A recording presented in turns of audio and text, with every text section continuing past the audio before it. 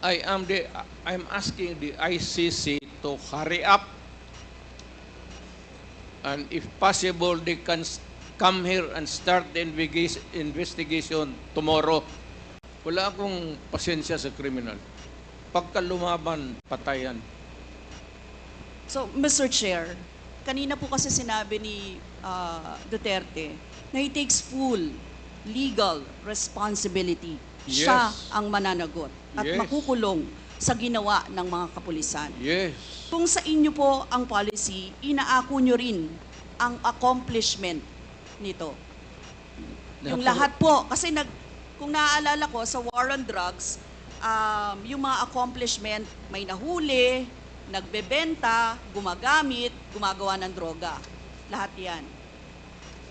Ma'am, if you are the city executive or mayor,